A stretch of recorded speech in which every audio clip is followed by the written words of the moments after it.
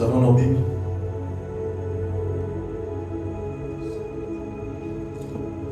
Par la grâce de Dieu, nous allons partager sur le thème le retour de l'Église à la chambre haute.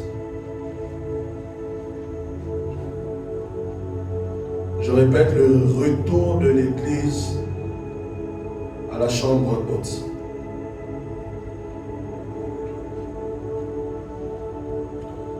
C'est le thème sur lequel les pères m'ont demandé d'enseigner. Et je pense que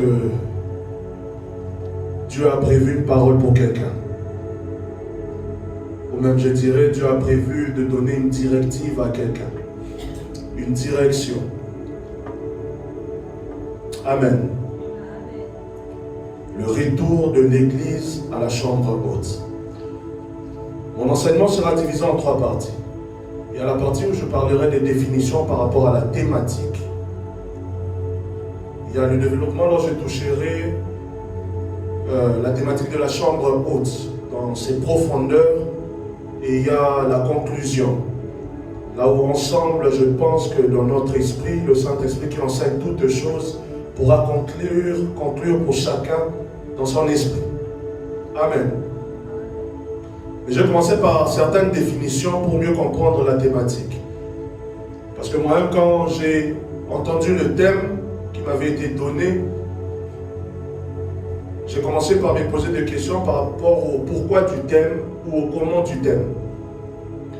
Au pourquoi du thème, parce que le thème commence par un retour, le retour de l'Église à la chambre haute. Donc, le thème commence par donner une direction ou par donner des directives. Le thème commence par demander à quelqu'un de retourner dans la chambre haute. Autrement dit, le thème commence par dire à l'Église de faire un retour. Le thème commence par demander à l'Église de faire, je dirais ça comme ça, un demi-tour. Amen.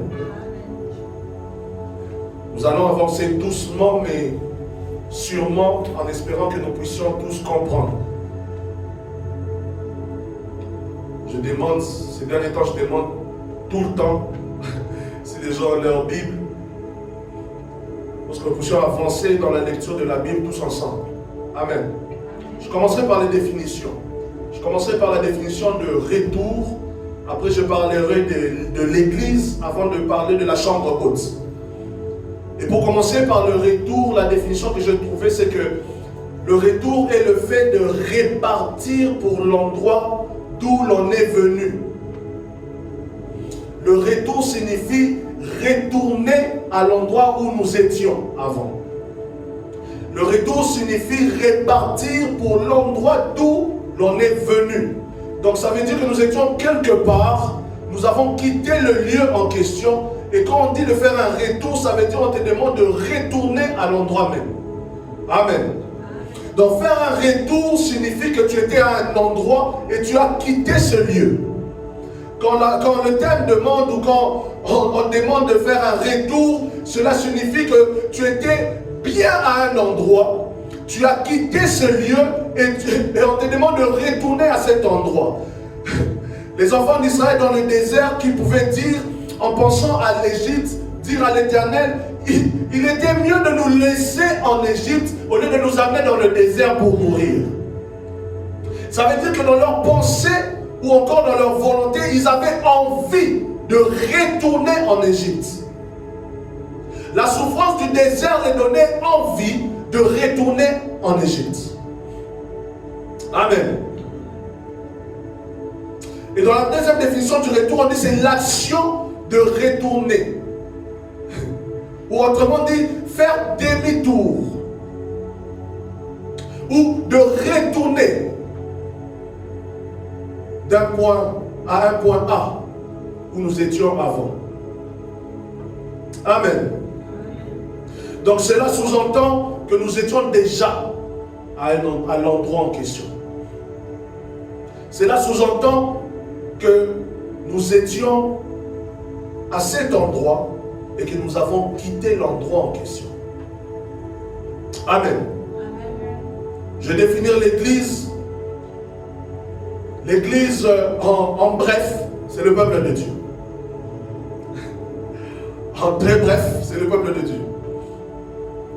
Parce que dans la deuxième définition, c'est beaucoup plus clair, mais en espérant qu'on pourra comprendre, il s'agit d'une communauté de messianiques et eschatologiques réunissant le peuple des élus, les vrais Israélites des temps, des derniers jours, en annonçant le royaume de Dieu. Donc il y a, dans cette définition de la Bible, il y a des contextes qu'on donne pour dire que tous ne sont pas dedans. Donc quand on parle de messianique, c'est qu'on est basé déjà sur Christ et sur le message du Christ qui sauve l'humanité. Donc ceux-là qui disent être de Christ, mais ne font pas partie de ce message, sont hors de l'Église déjà. Et non seulement ça, mais qui parle aussi du temps de la fin, mais surtout de la vie après la terre, ou encore la vie après la mort. Amen. Je vais définir la chambre haute. La chambre haute est un lieu de rencontre personnelle. Et j'insiste encore, de rencontre personnelle et secret avec le Seigneur. Je répète encore, la chambre haute est le lieu de rencontre personnelle et secret avec le Seigneur. Amen. La chambre haute peut encore être définie comme un lieu de prière, un lieu de retraite, où on peut se retirer à l'égard de tout pour rencontrer le Seigneur. Amen. Donc la chambre haute n'est pas forcément un lieu de culte, mais dans sa définition simple et claire, la chambre haute, c'est le lieu secret. Donc en réalité, quand on parle de la chambre haute, on ne voit pas le temple, la synagogue. Non. On ne voit pas l'église bâtiment. Quand on parle de la chambre haute, on voit un individu qui se rapproche de son Dieu.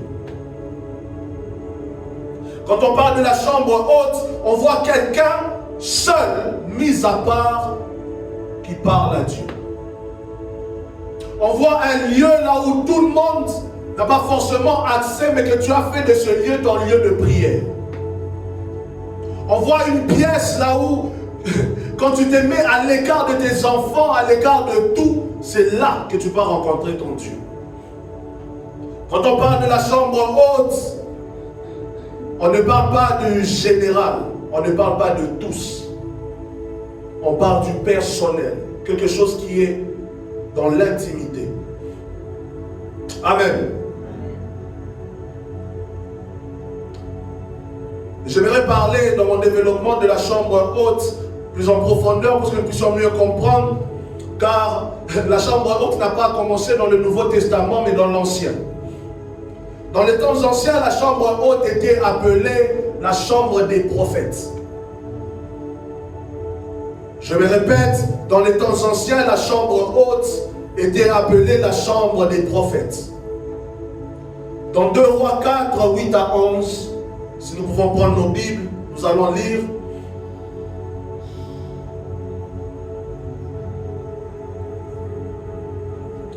La Bible nous dit ceci, le verset 8.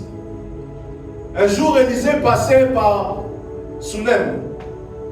Il y avait là une femme de distinction qui le pressa d'accepter à manger. Et toutes les fois qu'il passait, il se rendait chez elle pour manger. Suivant. Elle dit à son mari, voici, je sais que cet homme qui passe toujours chez nous est un saint homme de Dieu. Suivant. Faisons une petite chambre haute avec des murs et mettons-y pour lui un lit, une table, un siège et un chandelier, afin qu'il s'y retire quand il viendra chez nous. Amen. Dans ce passage, nous voyons cette femme qui, en parlant à son mari, dit: je reconnais ce prophète qui est Élisée, et je sais que c'est un saint homme de Dieu. Mais au-delà de ça, je sais qu'il passe souvent dans notre ville. Je sais qu'il passe souvent devant notre maison. Et souvent même, il vient à la maison frapper et saluer. Mais j'aimerais que nous puissions faire un geste qui pourra le garder dans notre maison. Elle dit: j'aimerais que nous construisions pour lui une petite chambre haute. Où, quand il viendra à la maison, qu'il ne soit pas au milieu de nous comme tout homme, mais qu'il puisse avoir sa pièce à lui où il se retire. Dans le terme retirer, il y a le fait qu'il se met à côté, loin de tous. Le fait qu'il n'est pas avec les autres au même endroit. Il part quelque part se cacher. Sauf que cette dame n'a pas attendu que le prophète Élisée commence à chercher un endroit où se cacher. Non. Elle demande à son mari qu'il puisse bâtir ensemble un lieu là où il va pouvoir aller se cacher. Amen. Donc dans ce passage, on nous montre déjà que la chambre haute n'a pas commencé au Nouveau Testament. C'est quelque chose déjà que les prophètes avaient comme habitude. Les prophètes avaient déjà comme habitude de se retirer. Et j'aimerais donner une affirmation, c'est qu'il est impossible pour un homme spirituel de vivre la divinité de Dieu à part entière s'il ne se retire pas. Il est impossible pour quelqu'un de spirituel de vivre le ciel à part entière s'il ne se retire pas. Paul pouvait dire à la foule que si cela ne tenait qu'à moi, depuis longtemps j'allais aller rencontrer le Père. Mais je sais qu'il me retient sur la terre à cause de vous. Il dit que si cela ne tenait qu'à lui, il pouvait déjà s'éloigner de tout le monde et de tous pour rencontrer Dieu. Et d'autres commentateurs bibliques disent carrément, Paul pensait même à mourir dans sa chair pour pouvoir rencontrer le Christ. Parce qu'il fait partie des apôtres qui n'ont pas rencontré le Christ. En chair et en os, bien sûr. Mais il a rencontré un esprit par la lumière qu'il avait rencontré sur son chemin. Amen. Donc l'apôtre Paul démontre la soif qu'un homme spirituel doit avoir quand il s'agit de rencontrer Dieu. Il démontre que le lieu secret qui est la chambre haute est un lieu que nous devons avoir soupir d'avoir ou d'obtenir. Cet homme, je ne pense pas que le prophète Élisée l'avait approché pour dire que j'ai envie de prier. Donne-moi un endroit. Non. Mais cet homme savait que les prophètes de leur temps avaient tous l'habitude d'avoir une chambre à eux pour leur retraite. Il savait que tout homme spirituel, juif, avait toujours un endroit secret où aller se cacher pour parler à Dieu.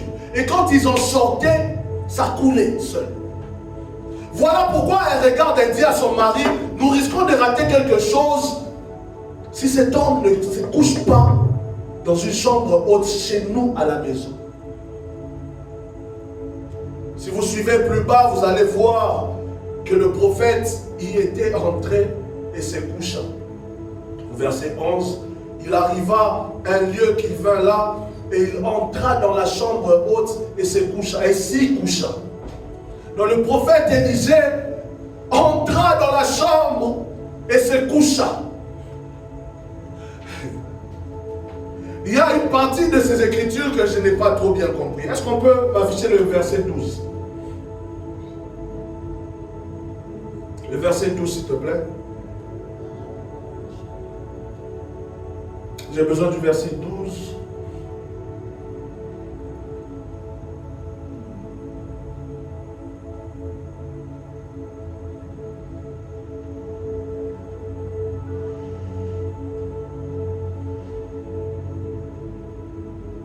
Le verset 12 du même passage.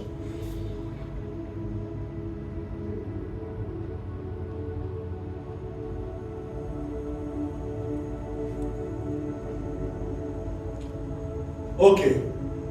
On dit, il dit à Géasi, son serviteur, appelle cette Sunamite. Géasi l'appela et elle se présenta devant lui. Continue. Non, 13. Et Élisée dit à Géasi, dis-lui voici, tu nous as montré tout cet empressement. Que peut-on faire pour toi? Faut-il parler pour toi au roi ou au chef de l'armée? Ou au chef de l'armée? Elle répondit, j'habite au milieu de mon peuple. Continue. Et il dit, que faire pour elle? Géasi répondit, mais elle n'a point de fils et son mari est vieux. Continue. Et il dit, appelle-la. Géasi l'appela et elle se présenta à la porte. Vas-y. Élisée lui dit, à cette même époque, je vais attirer notre attention quelque part. Le passage suit une ligne directive de temps. Ça veut dire qu'on nous raconte l'histoire dès le moment où la femme construit.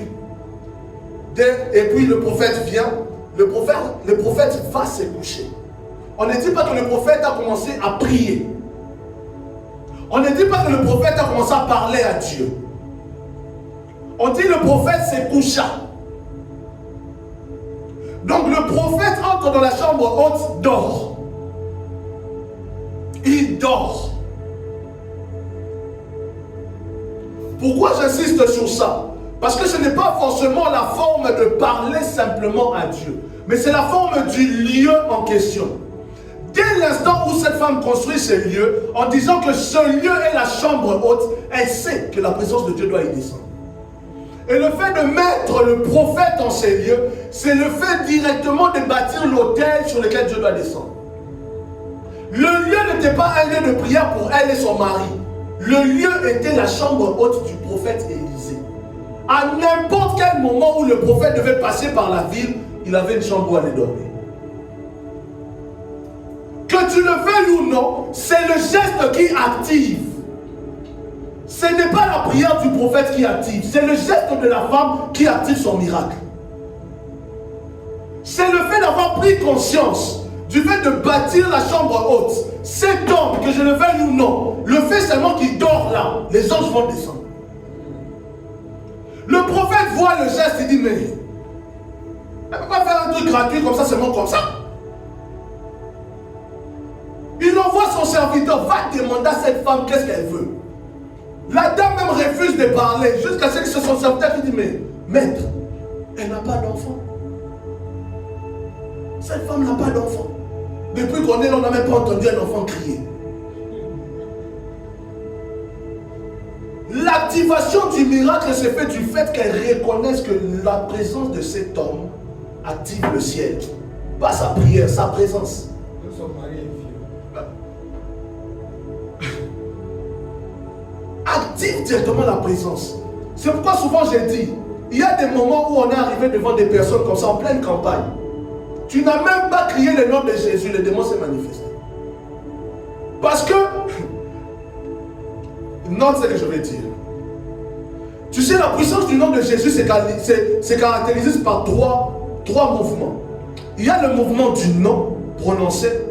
Il y a le mouvement du nom, mais le nom qui est comme la coupole de l'homme spirituel. Et il y a le mouvement de l'homme, du nom en tant que personne. N'importe qui peut prononcer le nom de Jésus, mais tous ne peuvent pas s'habiller du nom de Jésus. Tout le monde peut prononcer le nom, crier au nom de Jésus, mais rien ne se passe.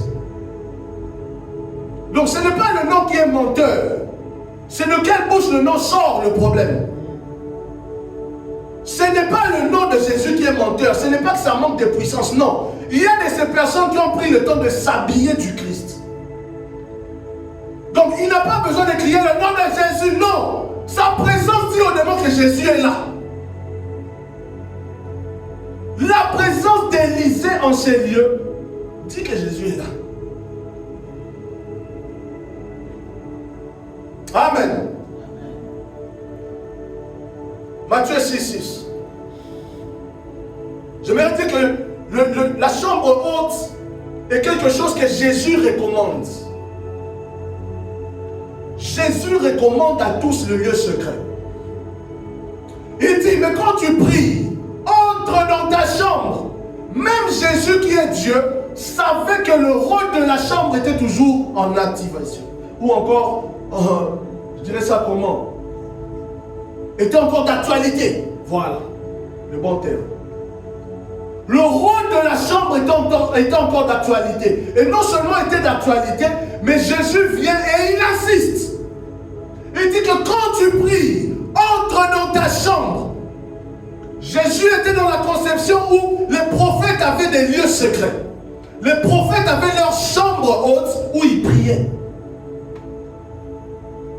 Jésus savait. Il dit, ferme ta porte et prie. Ton Père qui est là, dans les lieux secrets, et ton Père qui voit dans les secrets, te le rendra. Amen. Jésus savait qu'il y a un mouvement qui s'est passé dans les temps anciens. Parce qu'il faut savoir qu'avant l'arrivée du Christ, les prophètes, il n'y en avait plus. Jean-Baptiste était une grâce. Je dis bien était une grâce, parce qu'il devait avoir quelqu'un qui devait annoncer Jésus. Donc avant que Jean-Baptiste vienne là, les Israélites étaient là seulement comme ça. Eux, ils étaient restés dans la nostalgie de Moïse. Ah, quand Moïse était... Oh, notre Père Moïse. Oh, Moïse. Moïse, quand il avait frappé la mer Rouge. Donc, quand Jean-Baptiste vient, déjà, ils ne reconnaissent même pas Jean-Baptiste. Lui qui a même été annoncé par les autres prophètes. Ils ne l'ont pas reconnu. Mais c'est Jésus qu'ils allaient reconnaître. Mais quand Jésus vient, il voit qu'il y a un mouvement qui a changé. Ces hommes-là font que prier dans des foules. Des hommes qui doivent se dire être spirituels, parce que, je précise encore, il parlait vraiment aux hommes dans le temps qui étaient là pour conduire les peuples dans tout ce qui était religieux. Mais il vient, il se rend compte que, mais les gars là sont vides. Vides pourquoi? Parce qu'ils avaient l'habitude de prier en public, mais ils ne priaient jamais en secret. C'était des hommes qui voulaient montrer qu'ils savaient prier. Oh Seigneur, fais-nous grâce.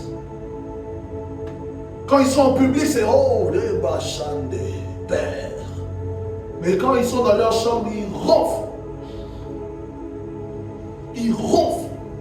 Donc Jésus vient et Jésus tire l'attention sur ça. Est-ce que je peux avoir le verset juste avant?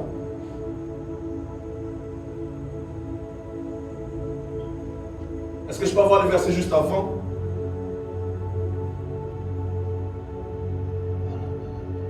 Le verset 5, s'il te plaît.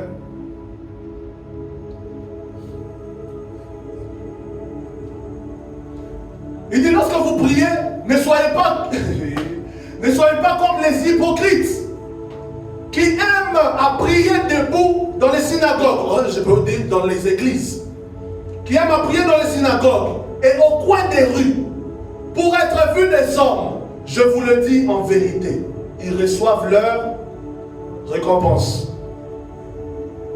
Donc il remarque que ces gens, ils aiment prier en public. Ils aiment prier au milieu des gens. Que quand il s'agit du public, ils prient. Oh, c'est ces gens qui vont transpirer jusqu'aux pieds. Mais maintenant le verset 6. Le verset 6. Et puis il dit maintenant, mais quand tu pries, entre dans ta chambre. Il revient à ce que les prophètes faisaient déjà. Il revient, il les ramène à la base. Il dit, le problème avec vous aujourd'hui, c'est que vous aimez l'immature vue spirituelle. Le problème avec vous, c'est que vous voulez qu'on puisse voir que tu parles en langue. Le problème avec vous, c'est que vous voulez que la foule puisse savoir que vous priez. Et pendant ce temps, il est très facile de savoir que tu n'as pas de vie spirituelle parce que tu es vide. Parce que tu es vide.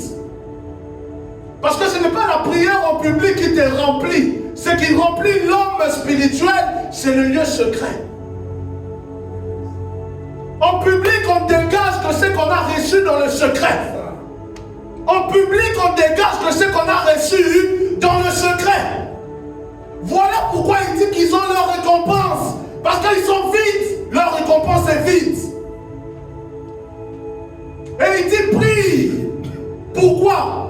Il dit que l'Éternel te le rendra. Te le rendra. Verset suivant, 7.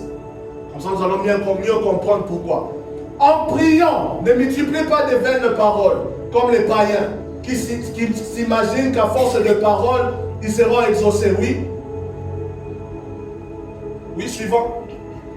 Ne leur ressemble pas, car votre Père sait de quoi vous avez besoin avant que vous le lui demandiez. Oui. Voici donc comment vous devez prier. Et il commence à déplier maintenant la prière qu'il voulait apprendre. Amen. Donc nous voyons que la chambre haute a une signification que les hommes spirituels déjà de l'Ancien Testament connaissaient. Amen.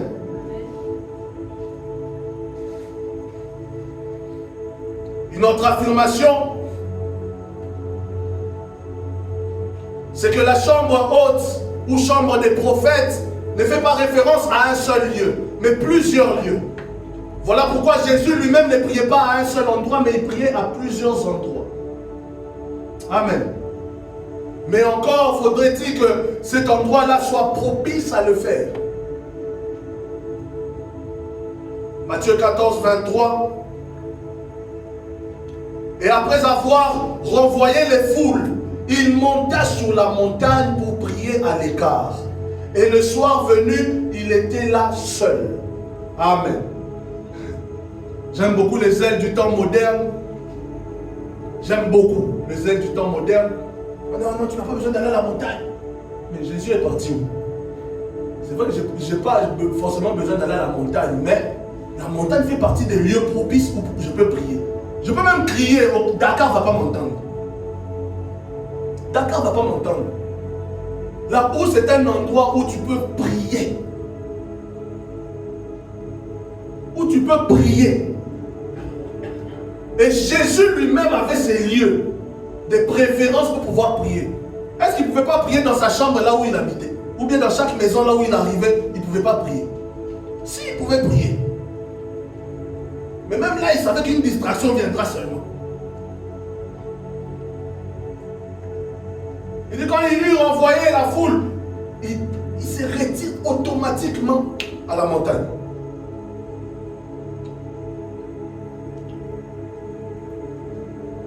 Dans Luc 6, 12, en ce temps-là, Jésus se rendit sur la montagne pour prier. Et il passa toute la nuit à prier Dieu. Luc 5, 16. Et lui, il s'est retiré dans les déserts et priait. Non seulement il priait sur la montagne, il priait encore dans le désert. Des endroits où il n'y avait personne. C'est là où il s'est retiré pour aller prier. Des endroits là où il ne pouvait pas retrouver quelqu'un, il s'est retiré là-bas pour aller prier. Même Moïse avait un lieu de rencontre avec l'Éternel. Exode 33, 9, 11. Lorsque Moïse était entré dans la tente, la colonne de nuée descendait et s'arrêtait à l'entrée de la tente. Et l'Éternel parlait avec Moïse. Tout le peuple voyait la colonne de nuée qui s'arrêtait à l'entrée de la tente. Tout le peuple se levait et se prosternait à l'entrée de la tente. L'Éternel parlait à Moïse face à face, comme un homme parle avec son ami. Encore un homme spirituel qui avait compris pourquoi il fallait mettre un lieu secret. Et on dit que l'Éternel parlait avec lui face à face, comme un homme parle avec son ami. Voilà pourquoi les Juifs étaient toujours étonnés avec cet homme-là. Même quand il grondait Aaron et Marie, il dit, moi je parle à Moïse comme à un ami. Je ne parle pas, après lui il interprète, non. Je parle dans sa bouche. Sa dimension était autre. Mais il avait cultivé quoi? Le lieu secret. Autrement dit, la chambre haute. Il avait cultivé la chambre haute. Abraham savait se construire cette chambre dans différents endroits pour se tenir dans la présence de l'Éternel. Genèse 13, 18. Abraham leva ses tentes et vint habiter parmi les chênes de Mamré, qui sont près d'Hébron.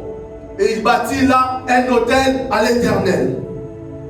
Je répète, il leva ses tentes et il habita là. Et c'est là qu'il bâtit un autel à l'Éternel. Donc la tente que Abraham bâtissait, ce n'était pas simplement pour dormir. Mais il mettait toujours une tente où il bâtissait l'autel de l'Éternel. Il mettait là une tente où il savait que c'est là que moi et Dieu là, on fait nos palabres. C'est là qu'on règle nos affaires.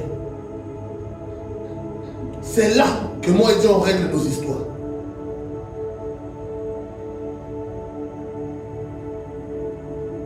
Genèse 18, 1. L'Éternel lui apparut parmi les chênes de Mamré, comme il était assis à l'entrée de sa tente, pendant la chaleur du jour.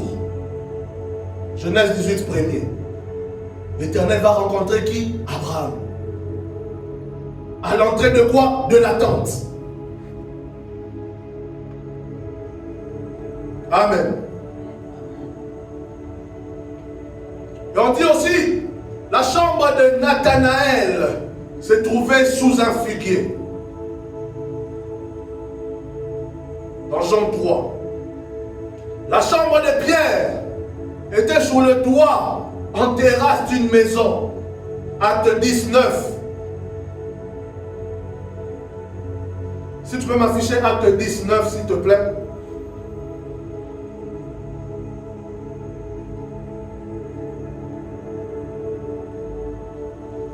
Acte 19.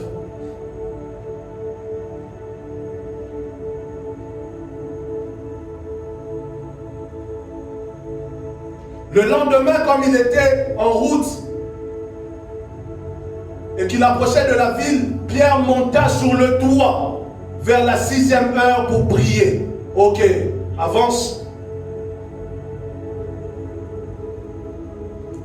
Et il eut faim et il voulut manger. Pendant qu'on lui préparait à manger, il tomba en extase. Le lieu de prière de Pierre, c'était sur le toit. C'est comme je peux dire, tu es à Dakar et tu vas sur le toit de l'immeuble pour prier. C'était pareil avec Pierre. C'était son lieu de rencontre avec Dieu. Nouveau Testament, ce n'est pas l'Ancien Testament. Nous, on se réfugie dans « Je suis le temple du Saint-Esprit, c'est en moi que Dieu habite ». Eux aussi, ils étaient habités par le Saint-Esprit. Eux aussi. Papa Pierre, le père de l'Église, c'est la pierre sur qui Jésus a bâti l'Église.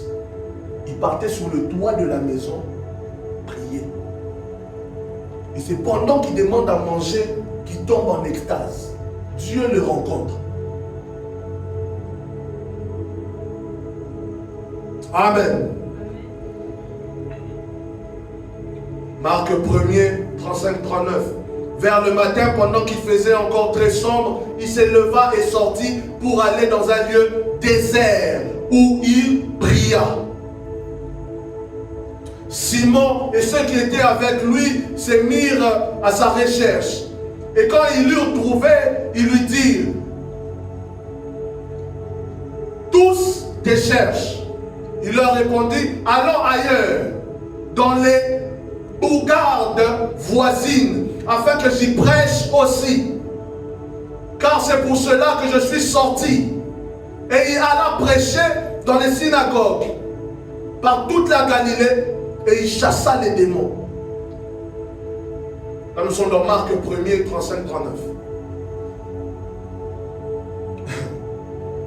Et les apôtres donnaient aussi un très grand temps pour la prière avant de prêcher. Acte 6, 4. Et nous continuons continuerons à nous appliquer à la prière et au ministère de la parole. Ils disent, nous continuerons. Ils savent que c'est ça la base. Et ils disent que nous allons continuer en ça. À nous appliquer dans la prière et dans le ministère de la parole. Ils savent que c'est ça la base du feu. C'est ça qui allume le feu, qui embrasse la forêt. Donc il est impossible pour quelqu'un qui s'est dit spirituel de ne pas avoir un lieu secret. Ou même de ne pas avoir de temps de secret. Nous allons toujours prier dans la foule, mais il est très important et capital de retourner dans la chambre haute. Il est primordial, permettez-moi le terme, parce que si je dis important et capital, c'est trop faible. Il est primordial, parce que cela tient à la survie du feu. Pour que le feu soit maintenu, il faut y retourner. On ne peut pas maintenir le feu si on ne gère pas ce qui a créé le feu. Tu ne vas pas allumer le feu sur le bois et voir le bois finir entièrement et dire que le bois est fini. Mais c'est normal, si le bois est fini, le feu est fini. Tu dois gérer le bois, augmenter le bois, ajouter le bois pour pouvoir maintenir le feu. Même si tu verses le pétrole sur le bois, si le bois finit, le feu est fini. Si le bois devient poussière, le feu est fini. Mais comment maintenir le feu sans gérer ce qui a produit le feu? Amen.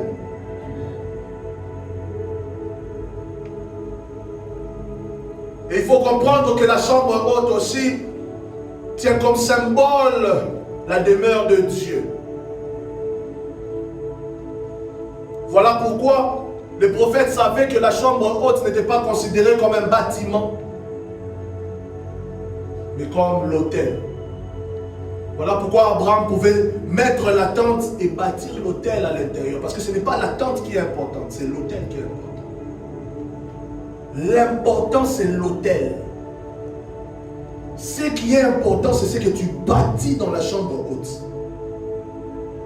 C'est ce qui est bâti dans la chambre haute qui détermine l'importance de la chambre haute. Ça ne sert à rien d'avoir la chambre haute pour enfler. C'est ce qui est bâti dans la chambre haute qui détermine le feu qui va être maintenu. Amen.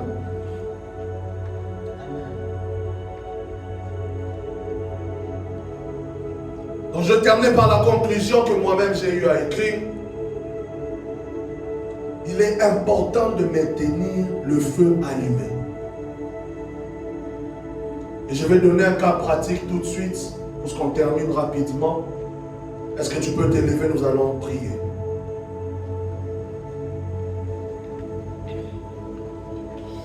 Est-ce que tu peux t'élever? Nous allons prier.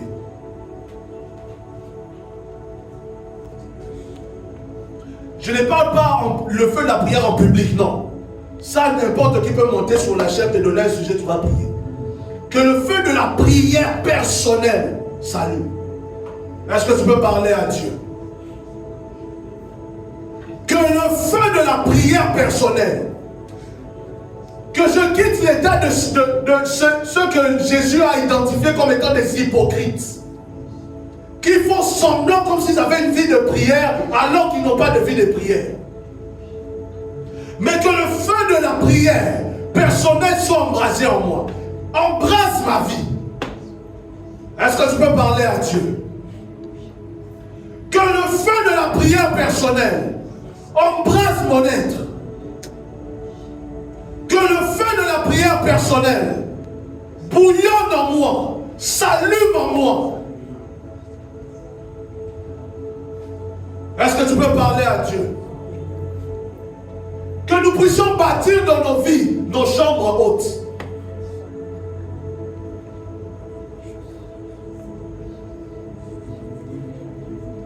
Que comme dans Acte 1, 5 à 14, ces jours-là où les apôtres avaient compris le mouvement de l'esprit, et ils avaient compris pourquoi est-ce que les prophètes bâtissaient des chambres hautes. Eux aussi, le premier geste qu'ils commencent, c'est monter dans la chambre haute. Ils avaient connaissance par les enseignements de Christ que les prophètes avaient des chambres hautes. Et c'est là où Dieu les rencontrait. Et c'est la première chose qu'ils commencent par faire. Ils partent et montent. Entrent dans la chambre haute. Est-ce que tu peux parler à Dieu?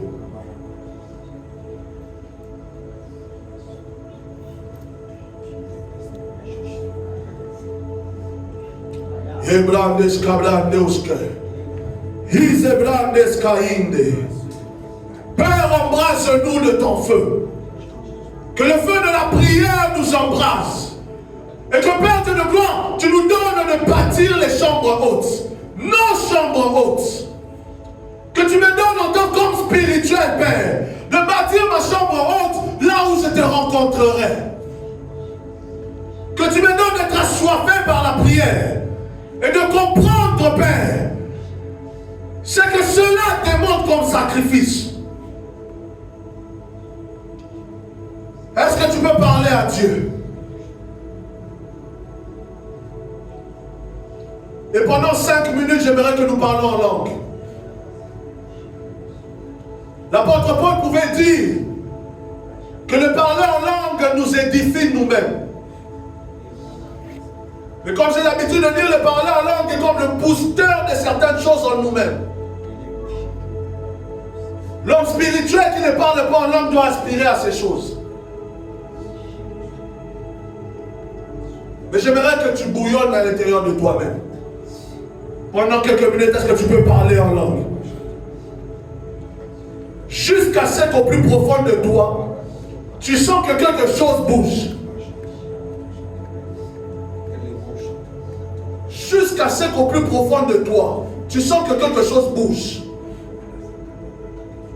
Jusqu'à ce qu'au plus profond de toi, tu sens que quelque chose bouge. Vous escabrandes skiebla. Vous nebrescande lebresca. Vous esquebrindes scande. Vous nebrandes scande brisque. Vous nebrosco brante inde. Saint-Esprit de Dieu, si tu n'as pas le don de parler en langue, tu peux parler avec intelligence. La prière avec intelligence peut t'amener aussi vers le parler en langue. Mais que ça soit comme cet escalier que tu montes au fur et à mesure. Est-ce que tu peux parler à Dieu? Je t'assure, il n'y a pas quelque chose, surtout dans notre ère, qui maintient le feu comme le parler en langue. Il n'y a pas quelque chose, surtout dans le dernier temps que nous vivons, qui maintient le feu comme le parler en langue. C'est comme je disais, tu ne peux pas maintenir le feu sans ajouter le bois. Il n'y a pas un bois comme le parler en langue dans notre temps qui maintient le feu allumé. Est-ce que tu peux parler en langue pendant 5 minutes? Hebrandes kablindes. Undebrandeska. Hesebre candilebroska. Hibrendes candelebre. Undebrikeskante. Ubrenda branche giske. Uzebrikentale. Ondebrandeski. Ondebrandeski. Ondebrandeski. Hesebrande. Saint-Esprit de Dieu. Saint-Esprit de Dieu. Undebrandeska. Ondebrenda. Uskebrikeyande. Undebraskehe. Ondebrandiske brante. Ondebrinde. Ondebrinde. Esprit de Dieu. Indebraneskande. Andebrike. Andebrike. Andebrike. Undebrandeska. Jusqu'à ce que tu sentes quelque chose bouger. Undebrante. Undebrante. Undebrante. Undebrandeska. Undebrandeska. Undebrandeska. Uzeski. Uzeski. Uzeski. Esprit de Dieu. Undebrandeskande. Undebrikeska. Undeskebrinde. Ayebrekande. Ayebrekande.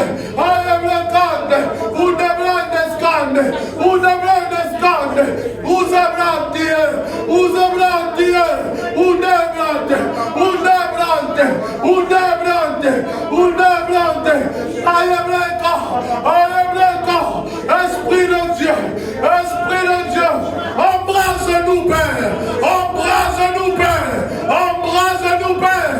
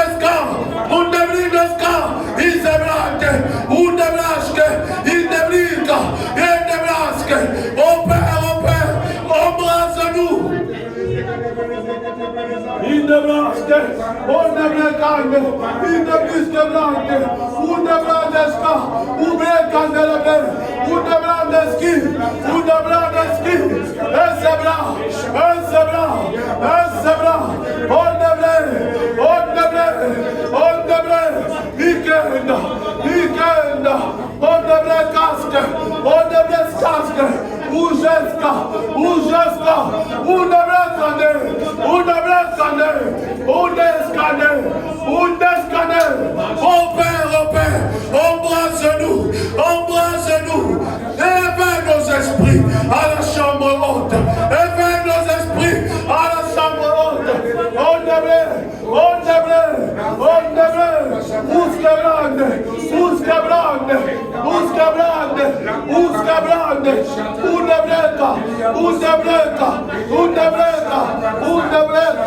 oh Père, embrase-nous, oh Père, embrase-nous, et c'est blanc,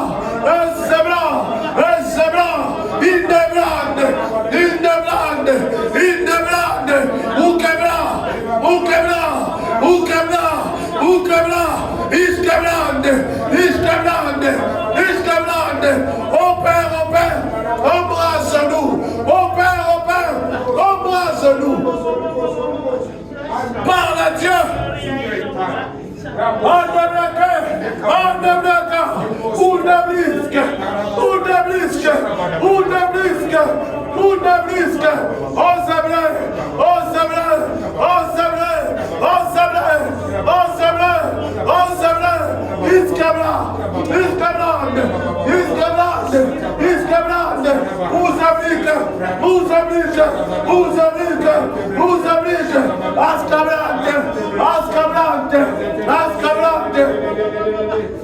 Oh Père, embrase-nous Père, embrase-nous Père, embrase-nous Père, embrase-nous Père, notre feu Père, un feu nouveau, un feu nouveau, un feu nouveau.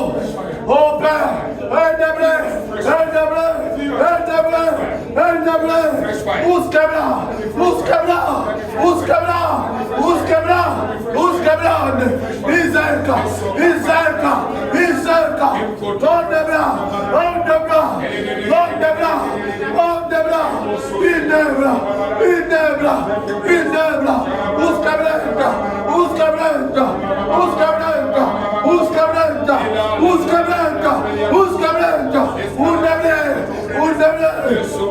oh Père, embrase-nous Père, embrase-nous Père, embrase-nous Père. Tu vas tenir la main de quelqu'un et nous allons prier ensemble. Est-ce que tu peux tenir la main de quelqu'un? Nous allons prier ensemble.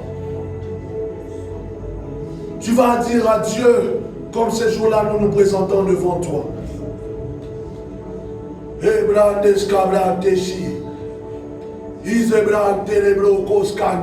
Tu vas dire, Père, comme le jour de la Pentecôte, je me présente devant toi. Si mon feu n'a pas la capacité de s'allumer, de même qu'on prend souvent le feu quelque part pour allumer un feu ailleurs, que Dieu prend du feu de mon frère que je tiens, embrase-moi. Est-ce que tu peux parler à Dieu? Si mon feu n'est pas allumé, si mon feu n'est pas allumé, Père, prends du feu du frère que je tiens. Et embrasse-moi. Et embrasse-moi. Escablante ibronde. Izebraska yendebrukeska. Yendebreska nelebrike. Ouzeska telebrendaske. Oh Père, embrasse-nous. Mais redonne-nous, Père, la soif de la prière. Est-ce que tu peux parler à Dieu?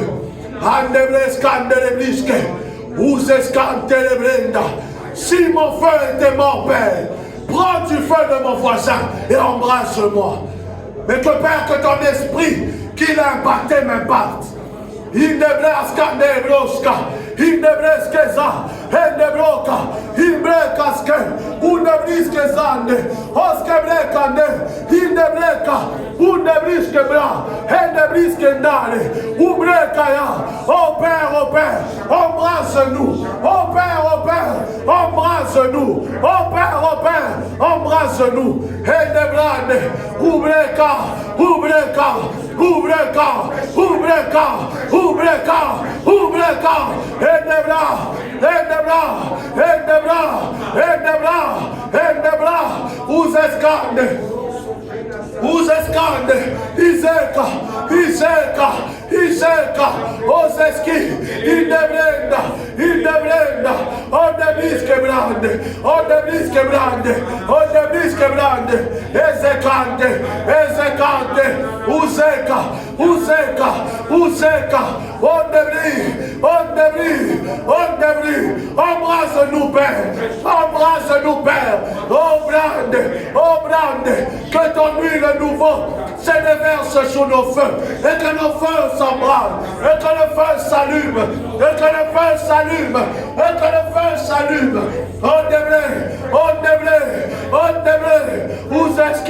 Uzeski, Endebrenda, Iskebra, Ondebrenda, Iske, Ondeska,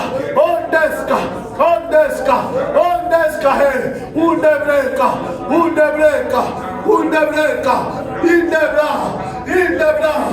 Indebra, Père embrase-nous,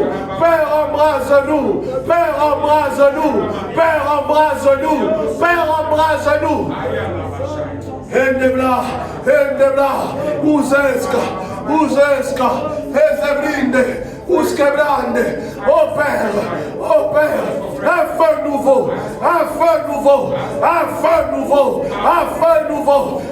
nouveau dans ce ministère, un feu nouveau en nous, un feu nouveau Père,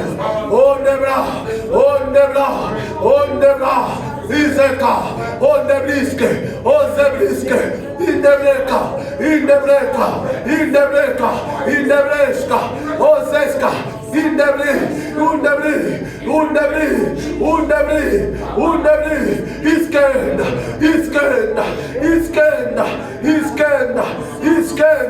Iskenda. Tu vas encore dire, Père, impacte-moi de ton esprit.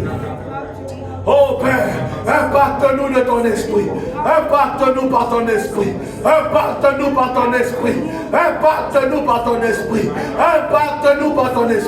Oh Ineska, Ubrekeska, Indebrenda Skande. Père, impacte-nous. Indebrenda. Undebreska.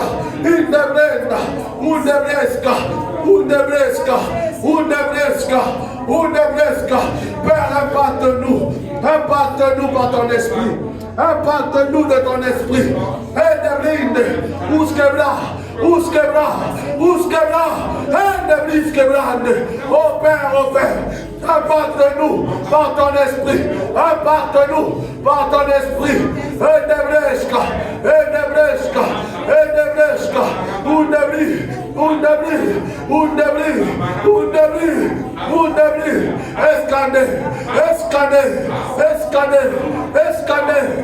Escane.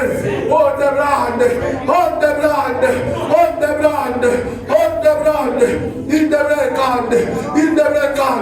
Indebrekande. Uskebrande.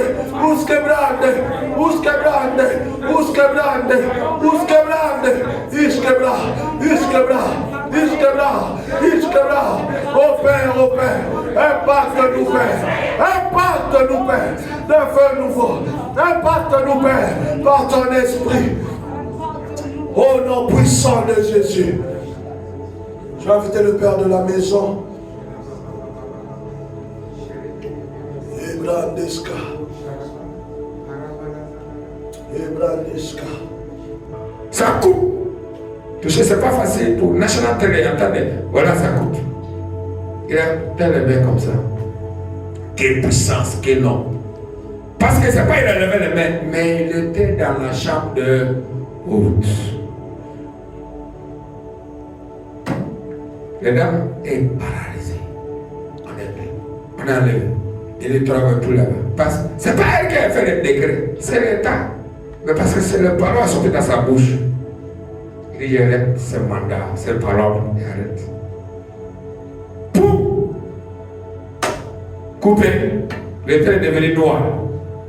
J'ai pris que quelqu'un sorte ici. Va te ministère, viens homme qui tu vas utiliser ces derniers temps. Va prier. J'ai vu un homme de Dieu, Iboman. On a demandé combien de temps tu pries.